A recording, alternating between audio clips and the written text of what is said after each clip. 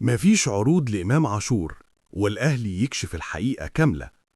بعد انتشار شائعات قوية خلال الساعات الماضية عن وجود عروض خارجية أو عربية لشراء لاعب وسط الأهلي إمام عاشور، الأهلي خرج وأكد بشكل رسمي: لا توجد أي عروض حقيقية من أي نادي لضم الإمام عاشور في يناير.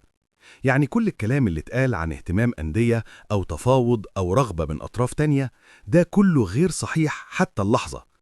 والنادي أكد إن أي عرض هيوصل رسمياً لازم يكون عن طريق القنوات الشرعية. الإمام عاشور بيعتبر من العناصر المهمة في وسط الفريق، والأهلي مش ناوي يفوته بسهولة، خصوصاً بعد الأداء اللي بيقدمه في الموسم الحالي. ودلوقتي الإدارة بتتمسك بيه كجزء أساسي في مشروع الفريق. الجمهور سأل: هل الأهلي حاطط خطة للتجديد ولا هيتمسك بيه لحد آخر الموسم؟ الرد الرسمي بيقول إن أي قرار في الموضوع هيكون بعد تقييم شامل.